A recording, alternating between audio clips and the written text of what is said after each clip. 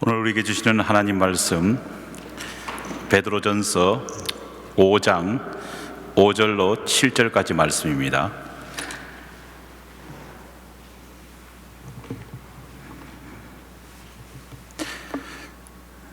베드로전서 5장 5절로 7절까지 말씀, 제가 가진 성경책 신약성경 382면에 기록되어 있습니다.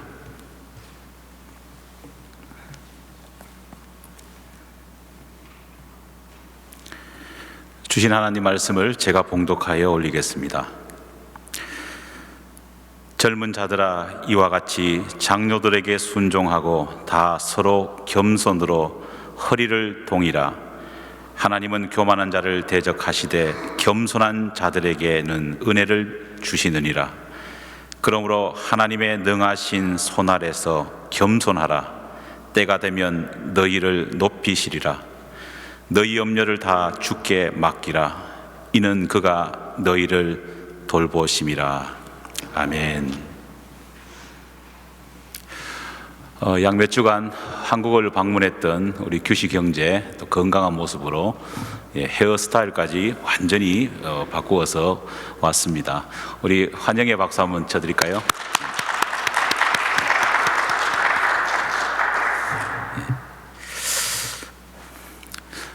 우리 주변을 보면은 걱정에 사로잡혀서 살고 있는 사람들이 참 많은 것 같습니다. 아니, 멀리 볼 것도 없이 우리 자신들도 크고 작은 걱정에 늘 사로잡혀서 살아가고 있습니다. 2011년 더 파워 오브 플래닝이라고 하는 기관에서 한국인 1096명을 대상으로 해서 설문조사한 결과를 보면은 우리가 얼마나 걱정이 많은지를 알 수 있습니다. 한국 국민들 가운데에 무려 79%가 현재는 물론 자기 자신의 미래에 대해서도 많은 걱정과 근심을 가지고 있다, 그렇게 설문에 대답했습니다. 이런 걱정, 근심은 비단 기성세대들만의 걱정이 아닙니다. 더 심각한 것은 미래 세대를 짊어지고 가야 될 젊은이들에게까지 이런 걱정과 근심은 팽배해 있습니다.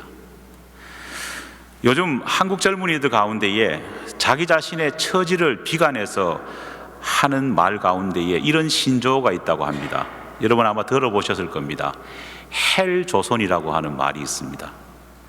이 말은 쉽게 풀이하면은 지옥 같은 코리아입니다.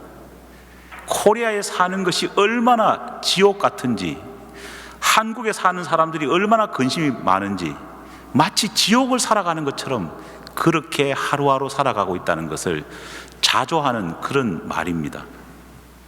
사실 한국인들이 가진 이런 걱정과 이런 어떻게 보면 불안은 실체가 없는 그런 근심이 아닙니다. 분명한 실체가 있습니다.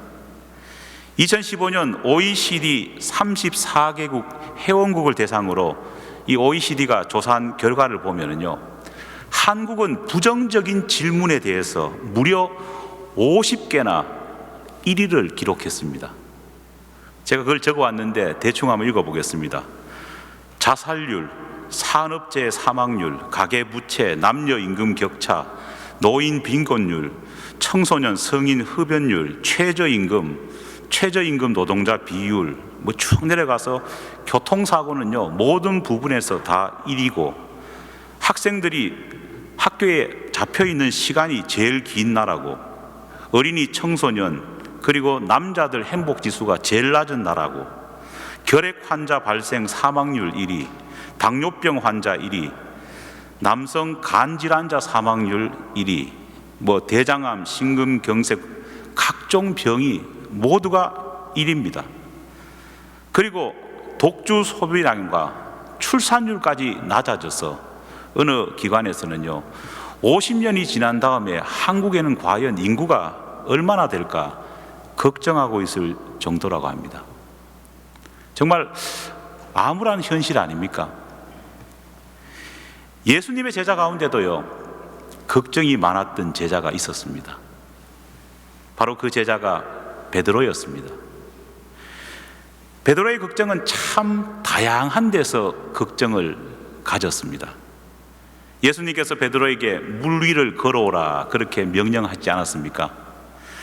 예수님께서 바로 앞에 계시고 주님께서 명령하셔서 물 위로 걸어오라 그렇게 하셨음에도 불구하고 베드로는 걱정했습니다. 걱정하니까 어떻게 됐죠? 물에 빠졌습니다. 겟세마네 동산에서도요, 베드로는 걱정했습니다. 얼마나 걱정했던지 칼을 가슴에 품고 갔습니다. 그리고는 로마 병사가 예수님을 붙잡으러 오니까요, 그 칼을 꺼내서 말고의 귀를 댕캉 잘라버릴 정도로 그는 걱정하고 있었습니다. 베드로의 걱정은 예수님의 구원 사역의 정점인 십자가 사건에서도요 그대로 드러납니다. 그는 예수님께서 고난에 대해서 예고하시자 자기 자신의 힘으로 그걸 막아야 된다, 어떤 이상한 사명감을 가지고 걱정하기 시작했습니다. 그리고는 주님 절대로 십자가 지실 수 없습니다 그렇게 말해서 예수님으로부터 사탄이라고 하는 질책을 받을 만큼 베드로는 걱정과 근심에 사로잡혀 있었습니다. 그러다 보니 베드로의 삶은 늘 걱정과 근심 속에서 괴로운 인생이었다는 겁니다. 그런 그가 오늘 본문 말씀에 보면은 걱정, 근심, 불안, 염려의 문제를 완전히 해결한 것임을 말씀을 통해서 우리는 보게 됩니다. 과연 무엇이 이 베드로의 인생을 짓누르고 있던 그 염려의 문제를 해결해 주었느냐? 오늘 말씀이 그 비결을 우리에게 알려주고 계십니다. 베드로전서 5장 5절로 7절 말씀, 오늘 본문 말씀을 제가 다시 읽어보겠습니다. 서로 겸손으로 허리를 동이라. 하나님은 교만한 자를 대적하시되 겸손한 자들에게는 은혜를 주시나니, 그러므로 하나님의 능하신 손 아래에서 겸손하라. 때가 되면 너희를 높이시리라. 너희 염려를 다 주께 어떻게 하라고요? 맡기라. 이는 그가 너희를 돌보심이라. 할렐루야. 이 말씀을 통해서 우리가 알 수 있는 베드로의 염려, 근심, 걱정, 불안을 해소하는 비결이 무엇일까요? 베드로가 말하는 자기 자신의 염려와 걱정, 근심을 일소시킨 그 비결은 바로 겸손이라. 그렇게 베드로는 자기 자신의 입으로 직접 서로 겸손으로 허리를 동이라. 그것이 걱정, 근심을 멀리하는 비결이다 말씀하고 있습니다. 여기서 허리를 동이라고 하는 이 번역된 말의 헬라어 원문을 보면은요, 이 말은 앞치마를요 허리에 두르는 것과 똑같은 뜻입니다. 로마 시대 때 이 앞치마는요 주로 노예들이 사용하는 물품이었습니다. 더럽고 아주 지저분한 일을 하기 위해서 노예들은 일을 시작하기 전에 항상 앞치마를 걸치고 앞치마의 그 끈을 허리에 동여 맸습니다. 베드로는 아마도 주변에서 이렇게 힘들고 어려운 일을 하는 그 노예들을 생각하면서, 겸손이라는 것은 바로 앞치마를 한 노예에 빗대어 설명하는 것이 제일 쉽겠다, 그렇게 설명하고 그렇게 믿었던 것 같습니다. 앞치마를 입는다는 것은요 남을 섬겨야 된다는 그런 의미입니다. 그래서 요한복음 14장에 나오는 겉옷을 벗고 수건, 즉 앞치마를 허리에 두두고 예수님은 제자들을 어떻게 했습니까? 제자들의 발을 씻어 주셨습니다. 그때 제자들이 엄청 당황했습니다. 왜냐? 노예나 해야 될 그런 하찮은 일을 예수님이 하시는 파격적인 모습을 최후의 만찬에서 주님이 보이셨기 때문입니다. 겸손과 섬김의 모습을 그의 스승이 보였다는 겁니다. 어떤 분들은 이렇게 생각할지 모릅니다. 그 발 하나 씻어주는 것이 뭐 그래 큰 이슈가 될까?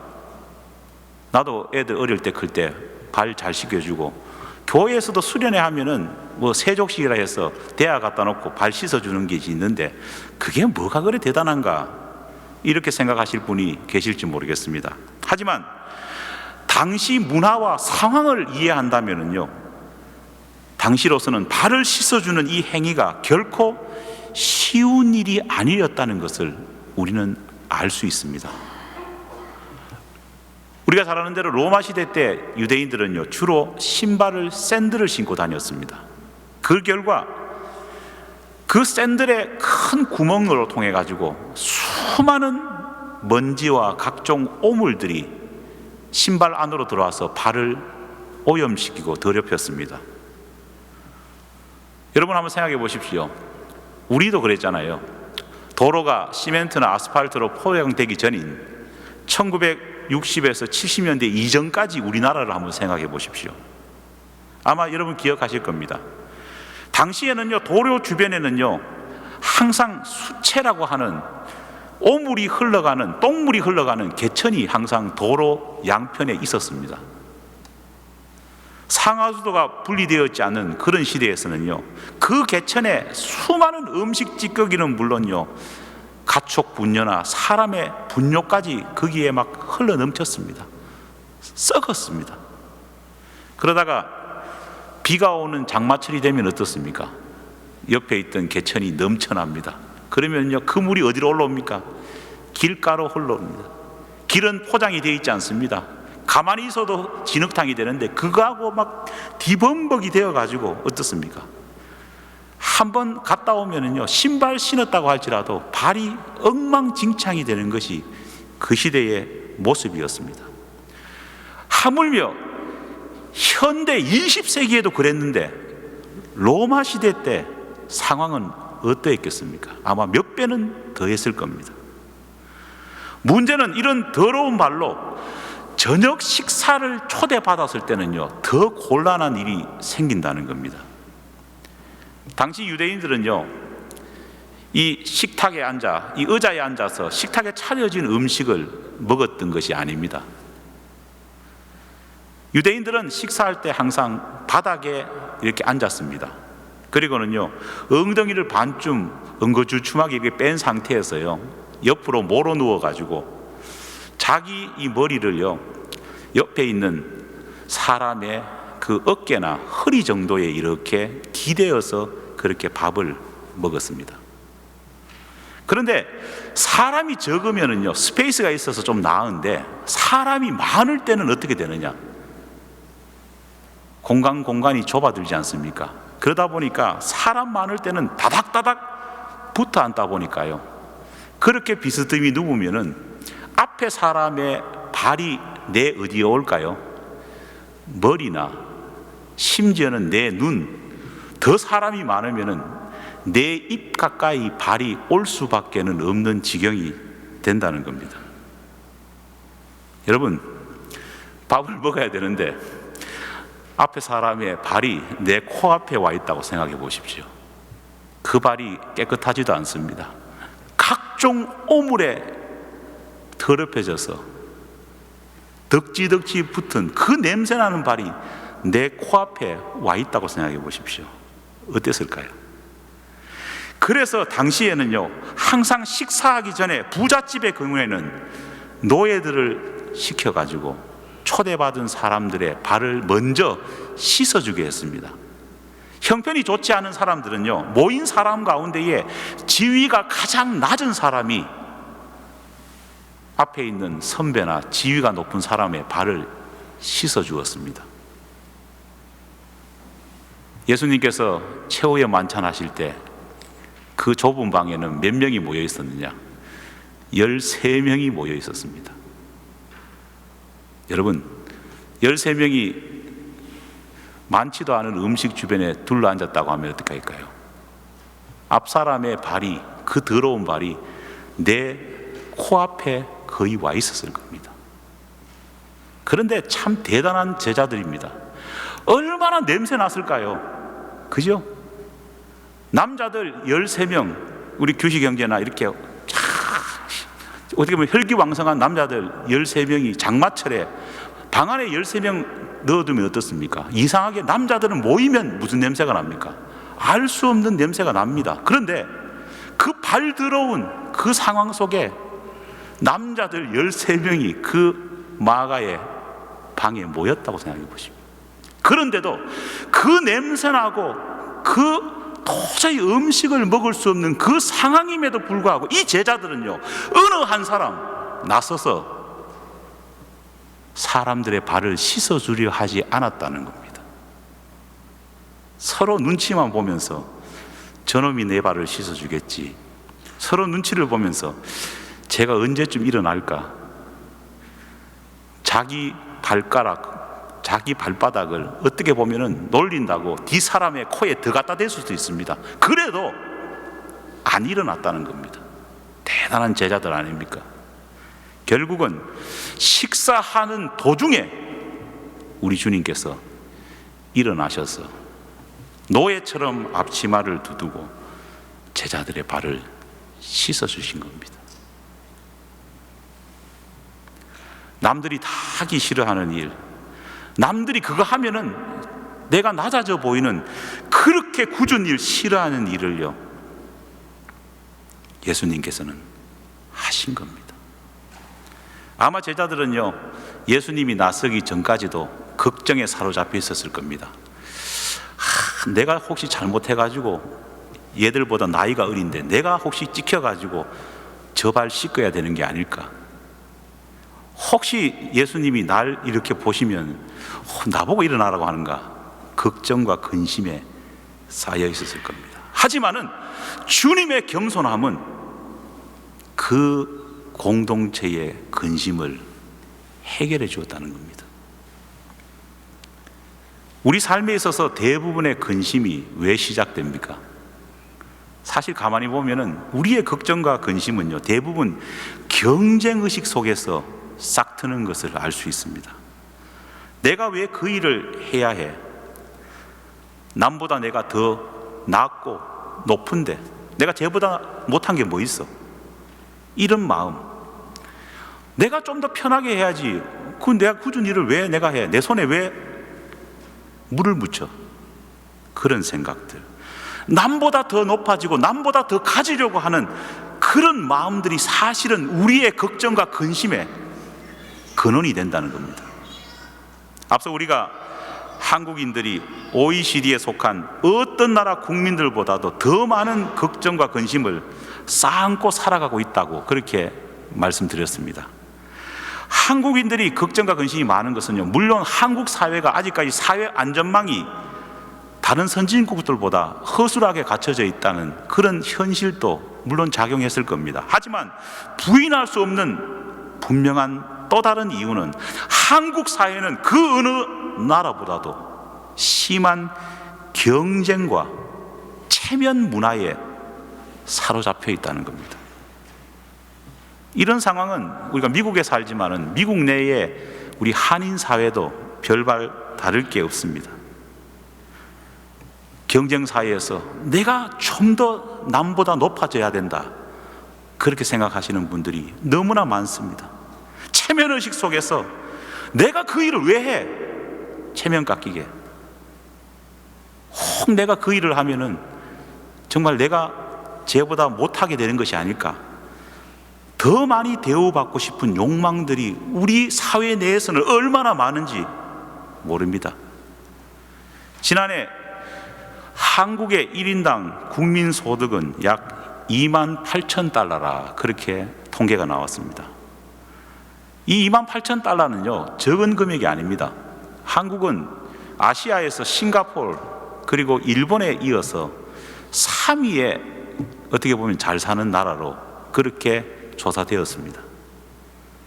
이렇게 생활 수준이 높고 잘 산다면은 한국 사람들은 당연히 기쁨과 즐거움과 만족 가운데 살아야 되지 않겠습니까? 하지만은 우리는 동남아시아의 최빈국들보다 더 낮은 행복지수 속에서 걱정과 근심을 쌓고 살아가는 것이 우리의 모습입니다. 왜 그럴까요? 과도한 욕심과 교만이 우리를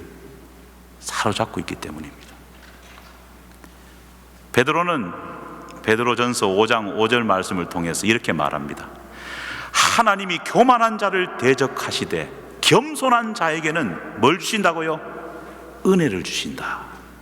겸손한 자에게는 은혜를 주신다 말씀했습니다. 혹 여러분과 저와의 삶 가운데에 감사가 없고 은혜가 메말라 있지 않습니까? 불평과 걱정, 근심이 그 자리를 대신하고 있지는 않습니까? 겸손한 마음으로 자신의 삶에 대한 자족하는 마음이 없는 사람은 결코 은혜가 그 마음에 자리 잡을 수 없습니다. 베드로는 예수님의 수제자라고 하는 큰 자부심과 자기 자신이 다른 제자들과 다르다, 나는 디퍼런트하다, 이런 의식이 가득 차 있었던 제자입니다. 그는 내가 다른 제자들과 다르고 뭔가 특별한 대우를 받고 있고 앞으로도 그렇게 받아야 된다는 그 생각 속에 사로잡혀 있었습니다. 베드로는 야고보와 요한과 더불어 다른 제자가 감히 넘볼 수 없는 예수님의 코어 그룹, 핵심 그룹의 멤버라는 사실에 우쭐댔습니다. 다른 제자들이 감히 함께 가지 못했던 변화산과 같은 그런 곳에도 자기는 갈 수 있었다, 그런 생각 속에서 뭔가 자기가 특별하다고 그렇게 생각해 왔습니다. 어떻게 보면은 변화산 상에 올라갔을 때에 베드로가 예수님과 모세와 엘리야를 위해 초막셋을 지어가지고 여기서 우리가 삽시다 이렇게 주장했던 이유도요, 어떻게 보면은 나는 특별하다, 나는 레벨이 밑에 있는 저 대자들하고는 안 맞다, 적어도 내 레벨은 누구 레벨? 모세, 엘리야, 예수님 레벨이 됐기 때문에 그냥 여기서 특별한 공동체를 만들어서 여기서 살았으면 좋겠다, 그런 우월의식이 베드로의 본심은 아니었을까 생각해 봅니다. 그런 그에게 오직 자신만 보일 뿐이었습니다. 이 지위를 내가 유지해야지, 여기서 그냥 살아야지. 산에서 기다릴 동료들은 안중에도 없었습니다. 산 밑에서. 그리고 산 밑에서 주님을 기다리고 있을 그 불쌍한 무리들에 대해서는 생각하지 않았습니다. 그만큼 베드로는 교만해져 있었다는 겁니다. 마태복음 16장에서 메시아로 오신 예수님께서 십자가 사역을 하겠다, 내가 십자가를 곧 지겠다 이렇게 선언했을 때에 베드로가 정말 월권을 행사하면서 안 된다고 그렇게 막았던 이유도 그가 가지고 있었던 교만이 얼마나 컸다는 것을 우리는 알 수 있는 대목입니다. 하지만 이런 소위 잘나감, 높아짐, 그런 내면에는요, 잘나가고 높아지면은 행복해야 될 건데 이상하리만큼 잘나감, 높아짐을 내세웠던 베드로의 삶은 근심과 걱정과 불안으로 더욱더 가득 찼다는 겁니다. 잘나가는 것, 높아지는 것이 우리 내면의 근심과 불안과 걱정을 해소시켜 줄 수 있을까요?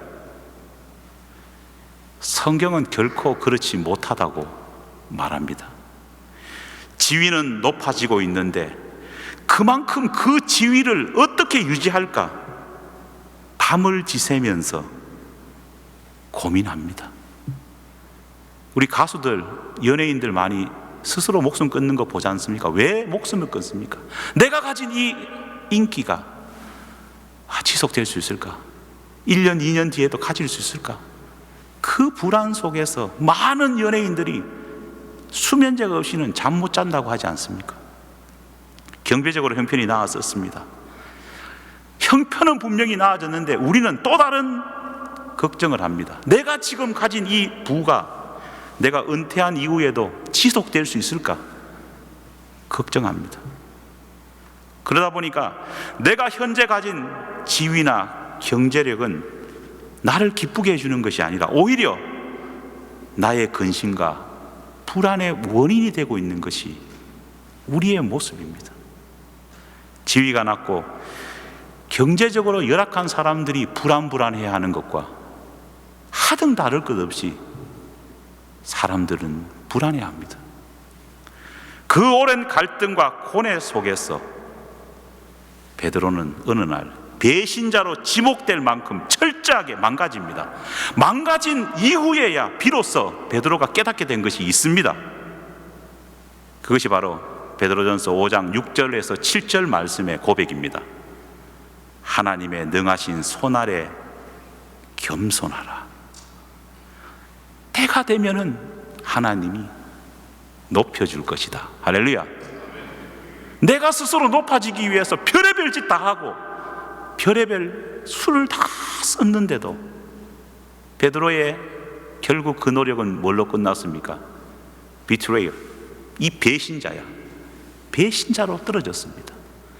돌아보니까 내가 열심히 노력하고 내가 별의별 머리를 굴린다고 해가지고 높아지는 것이 아니라 하나님의 능하신 손 아래에 내가 겸손하게 될 때에, 때가 되면은 우리 주님께서 어떻게 하신다고요? 높여주신다. 할렐루야. 너희 염려를 다 주께 맡기라. 그가 너희를 돌보심이라. 나의 몸부림으로, 나의 노력으로, 특히 남을 밟고 일어서면서 일군 지위와 경제력은 영원할 수 없다는 것을 베드로는 보여줍니다.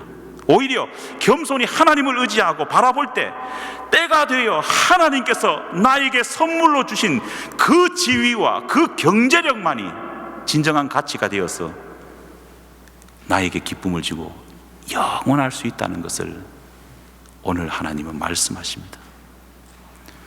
내가 가진 것을 지키려고, 내가 가지고 있는 것을 유지하려고 겸손한 마음을 잃어버리고 그것에만 몰두해서 하나님을 멀리 하지 마십시오.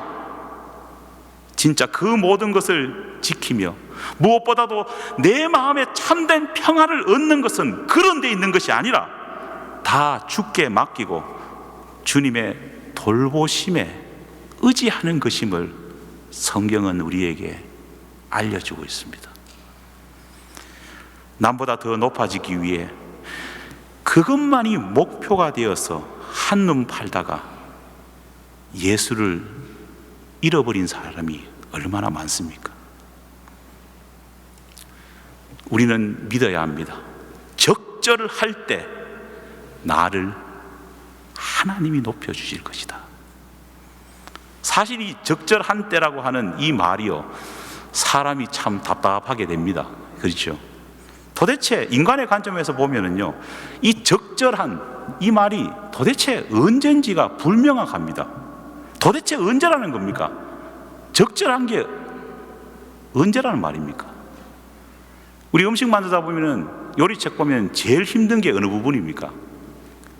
적당히 집어넣어라. 도대체 적당히가 어느 정도란 말입니까? 더 기가 찬 것은요, 요리책에 이런 말도 있지 않습니까? 간을 보고 판단해보라. 간을 보면 어떻게 판단을 합니까?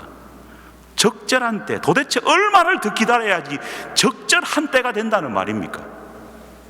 하지만 이 적절한 때로 번역된 이 헬라어는요, 카이로스라는 말을 씁니다. 언젠가 제가 설명드렸지 않습니까? 카이로스라는 말은 하나님께서 우리에게 정하신 가장 좋은 시간, 가장 좋은 상태가 바로 카이로스입니다.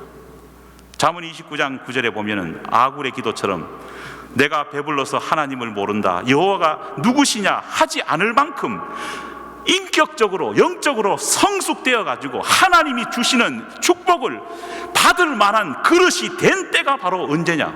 카이로스, 적절한 때라는 겁니다. 바른 믿음을 지킬 만큼 충만하게 성장한 그 때가 바로 적절한 때, 카이로스라는 겁니다. 여러분, 오늘 여러분이 그런 때입니까? 내 지위가 높아지면 좋겠다. 나 물질이 많았으면 좋겠다. 내가 참 물질 많으면은 우리 교회를 위해서 막 정말 많이 할 건데, 우리 주님을 위해서 내가 정말 나에게 로또 한번 맞춰주면은 내가 정말 할 건데, 그렇게 먹는 사람 많을 겁니다. 하지만은요, 정말 진짜 그러실 만큼 적절한 때입니까? 모든 염려를 주께 맡기라. 이 말에서 맡긴다는 이 말의 헬라어 의미는요, 뭐하고 똑같으냐? 담요 있지 않습니까? 그죠? 담요를 수많은 막 자질구레한 더러운 것이 막 이렇게 바닥에 널브러져 있는데, 깨끗한 담요로 그것을 확 덮는 거하고 어떻습니까? 똑같습니다. 요즘 신방기간인데 아마 이렇게 또 저를 맞이하시는 분도 계실지 모르겠습니다. 일단은 막 크로젯에 막 집어넣고 막 이불로 덮고, 그것처럼 각종 자질구레하고 더러운 것을 깨끗한 담요로 확 덮어버리는 겁니다. 그렇습니다. 맡긴다는 것은요, 하나님의 크고 위대한 날개 아래 자질구레하고 더러운 것들을 다 넣어서 주의 날개로 덮는 것과 똑같다는 말입니다. 나의 염려, 나의 근심, 나의 걱정을 주의 날개 아래 다 집어넣고 주께 맡겨드리는 겁니다. 그러면 나는 주의 날개 아래 내 모든 것이 다 덮여져서 나는 뭐만 볼까요? 하나님의 그 의로우신 날개만 볼 수 있게 된다는 겁니다. 하나님이 주시는 오늘의 말씀들을 우리가 정말 기억한다면요, 어찌 근심하면서 살아갈 수 있겠습니까? 사랑하는 여러분, 너희 염려를 주께 맡기라. 아멘. 이는 그가 너희를 돌보심이라. 할렐루야. 오늘 우리에게 주시는 주님의 이 준엄한 명령, 겸손을 통해 겸손을 통해 자족하는 마음으로 주님 앞에 다가서는 저와 여러분이 되기를 간절히 축원합니다. 이 시간 우리 같이 한번 기도하겠습니다. 오늘 우리의 삶을 돌아볼 때에 걱정과 근심과 불안과 여러 가지 많은 고통으로 하나님이 주신 이 귀한 날을 낭비하고 보내는 영혼은 없습니까? 내 혼자 힘으로 뭔가를 해보겠다고 동분서주하면서 그것에 더 큰 스트레스를 받고 우울함 속에서 빠져있는 사람은 없습니까? 아니면은 내 욕망에 의지해서 하나님이 이제는 안중에도 없는 그런 사람은 없습니까? 하나님께서 우리에게 분명히 말씀하십니다. 너희 염려를 주께 맡기라. 때가 되면 내가 너희를 높여주겠다. 내가 너희를 돌보겠다 말씀하고 계십니다. 이 시간 우리 같이 한번 기도하겠습니다. 하나님, 내가 이 주의 약속을 믿고 내가 새롭게 살아가겠습니다. 베드로가 범한 어리석음을 반복하지 않고 참된 주님의 제자로 내 모든 걱정 근심을 주의 날개 아래 덮어버리고 믿음으로 나아가겠습니다. 우리 다짐하는 기도 함께 하겠습니다. 다 같이 기도하시겠습니다. 하나님 아버지, 감사합니다. 은혜로우신 주여, 우리의 삶이 너무나도 걱정 근심이 많고 불안 속에서 만족하지 못하고 살았던 날들이 얼마나 많습니까? 내 혼자 힘으로 무엇을 해보겠다, 내 혼자 힘으로 무엇을 하겠다고 아버지 하나님, 그렇게 살아왔던 인생이 얼마나 많습니까? 주여, 용서하여 주시옵소서. 주의 날개를 의지하지 못하고 주님의 그 두 손을 의지하지 못하고 살아왔던 우리의 모습들을 용서하여 주시옵고, 이제는 실패했던 베드로가 발견한 진리처럼 겸손한 마음으로 먼저 주님의 명령을 지키며 자족하는 마음으로 나아갈 수 있는, 그래서 주님께서 내가 정한 때가 아니라 주님이 나를 보고 가장 확실한 축복과 지위와 명예를 받을 그 때를 준비하며 아름답게 나아가겠습니다. 도와주시옵소서. 하나님 감사합니다. 참 어리석게 살았던 시간들이 많습니다. 내가 무언가를 할 수 있다, 내가 무언가를 이룰 수 있다고 착각했던 적도 많고, 지금 또 나에게 스물스물 올라오는 이 근심과 걱정이 내가 좀 더 뭔가를 가지고 내가 좀 더 뭔가 지위가 높아지면 해결될 거라고 그렇게 살아왔던 적이 얼마나 많습니까? 주님, 오늘 베드로 사도를 통해서 그것이 아니라고 우리에게 알려주심을 감사드립니다. 세 가지 약속을 하나님 앞에 오늘 우리는 받습니다. 믿습니다. 너희 염려를 주께 맡기라. 때가 되면 내가 너희를 높이겠다. 하나님께서 나를 돌보아 주실 것이다. 이 약속을 믿으며 우리가 참된 한 번 살아가는 인생, 믿음 안에서 멋진 인생을 살아갈 수 있도록 도와주시옵소서. 예수님 이름으로 기도하옵나이다. 아멘.